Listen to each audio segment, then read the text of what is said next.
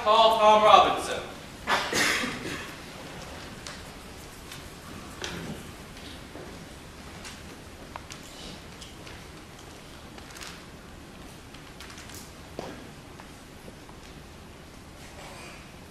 Sorry, sir. It's all right, Tom. Do you swear the evidence you're about to give is the truth, the whole truth, and nothing but the truth? I swear.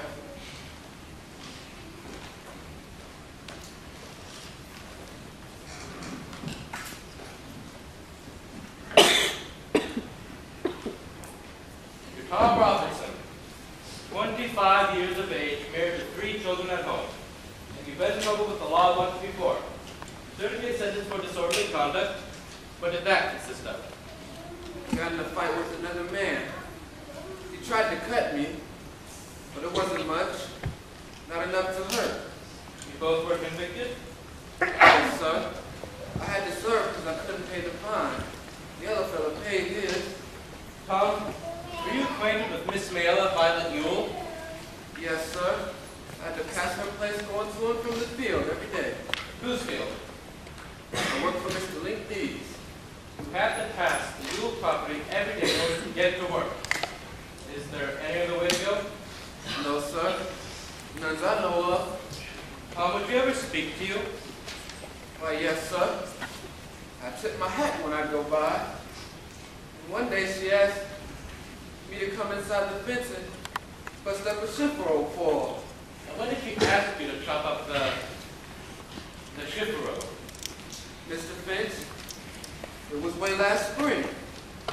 After I broke it up, she said, I reckon I have to give you a nickel, won't I?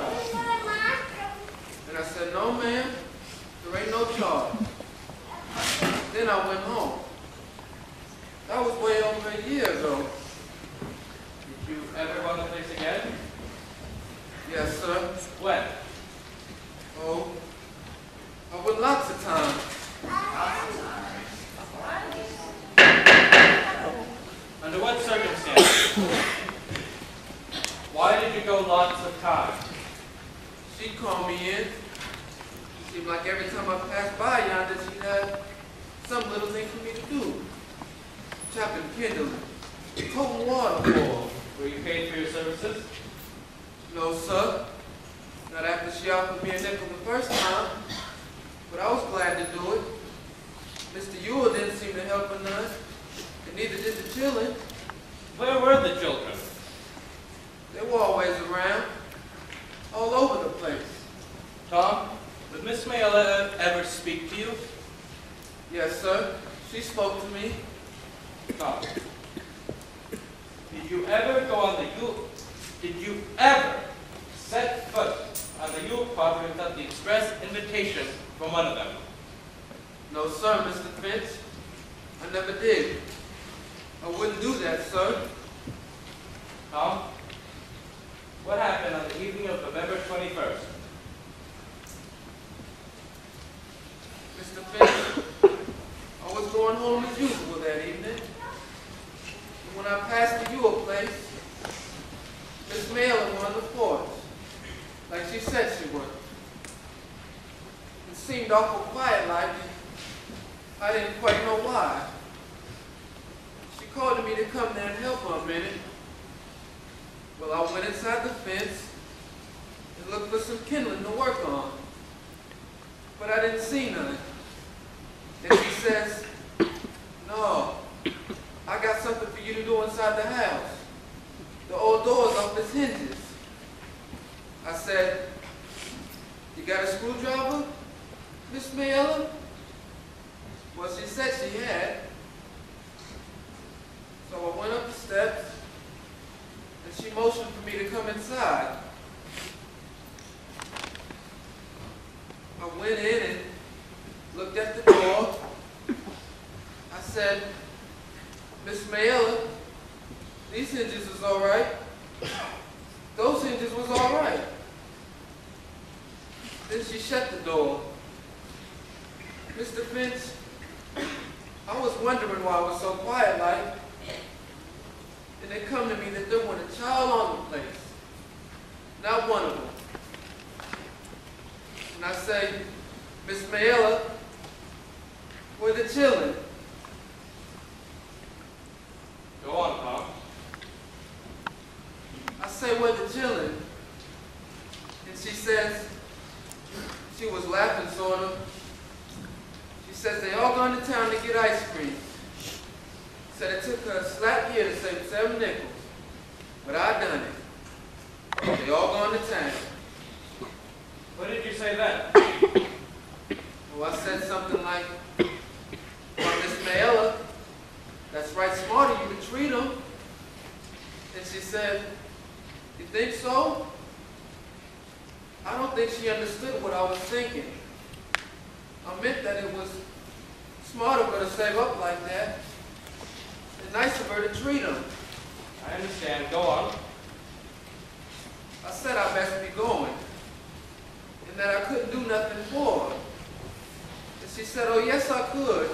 And she said to just step on that chair yonder and get that box down from on top of the ship roll. Not the same one you chopped up? No, sir. Another one. It was tall as the room. So I done what she told me, and I was just reaching when she grabbed me around the legs.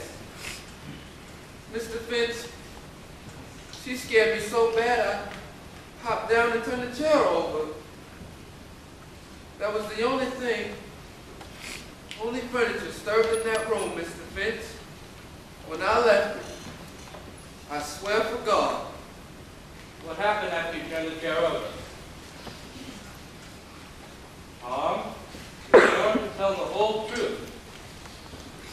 What happened after you turned the chair over? This is a question. When I got down off of that chair, she sort of jumped at me. Jumped violently? No, sir, she hugged me. She hugged me around the waist. What did you do then? She reached up and kissed me side of the face. She said she never kissed a grown man before, and she might as well start with the nigger. She said, kiss me back, nigga. And I say, Miss Mayella, let me out of here. And I tried to run, but she got her back to the door, and I'd have had to push her. I didn't want to harm her, Mr. Finch. And I say, let me pass. But just when I say it, Mr. Ewell come hollering through the window. What did he say? Something not fitting to say. Not fitting for these folks and children to hear. Tom, you must tell the jury what he said. He says, you goddamn whore, I'll kill you. Then what happened? I was running so fast, Mr. Finch, I didn't know what happened. Tom, did you attack Mayella Ewell? I did not, sir. Did you harm her in any way? I did not. Did you resist her advances? Mr. Finch, I tried to, without being ugly to her, but I didn't want to be ugly. I didn't want to push her or nothing. Let's go back to Mr. Ewell. Who was he talking to? You were talking and looking at Miss Mayella. Then he ran?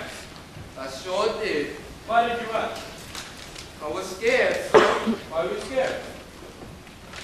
Mr. Finch, if you was a nigga like me, you'd be scared too.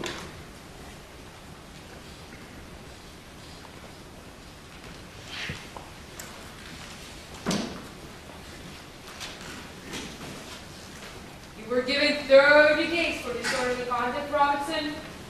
Yes, sir. What'd that nigger look like after you got through with him? He beat me, Mr. Gilmer.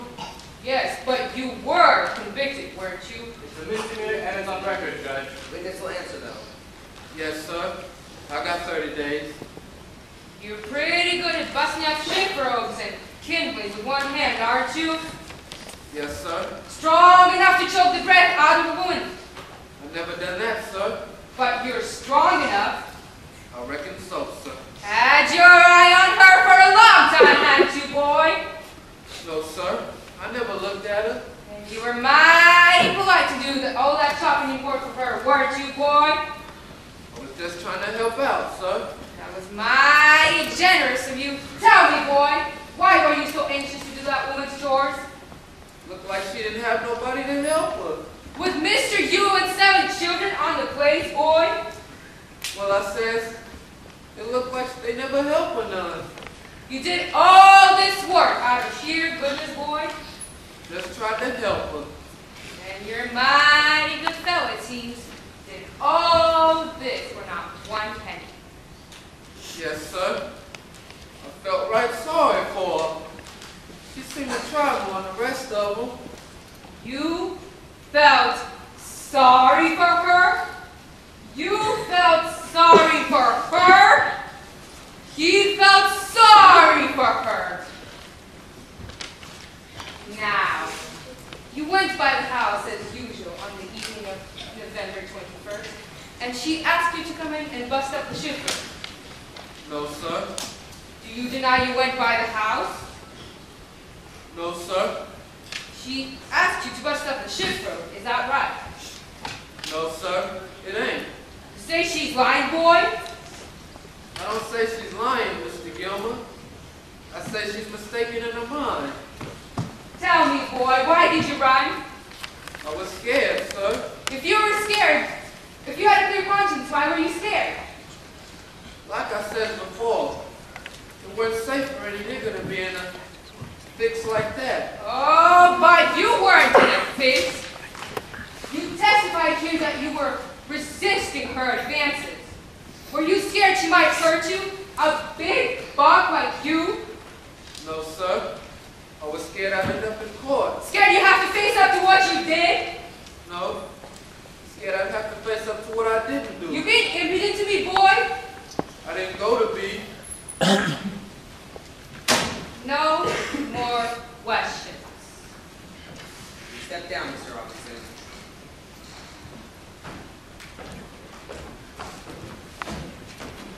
What's the matter with you? I'm okay. The heat got you? Ain't you feeling good? I said I was okay. Then why'd you run out? It's just, I'm beginning to understand some things, that's all. Like Harper Radley stays shut up in his house all the time. It's because he wants to stay inside. That don't make any sense. Maybe he found out the way people go out of their way to despise each other. Why did Mr. Gilmer have to do Tom Robinson that way? Why did he have to talk so hateful? Dill, that's his job. But he didn't have to sneer and call him boy. That's just Mr. Gilmer's way. They do all defendants that way. Well, most lawyers, I mean. Mr. Finch doesn't. He's not an example. Dill, he's, well, the same in the courtroom as he is at home or on the street. Maybe if he was more like, maybe Don't you realize your father's a run-of-the-mill man? most people. What do you care about most people? Can't you If realize? you've gotten over your crime, fit, I guess I can take you back in. Wasn't no trying fit. I just didn't like the way Mr. Gilmer. You just don't understand about the law.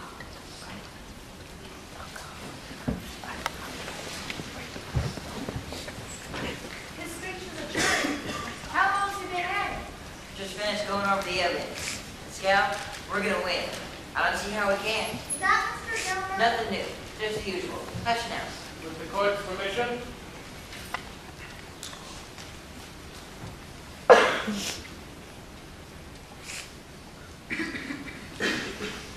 Never saw him do that before. Me?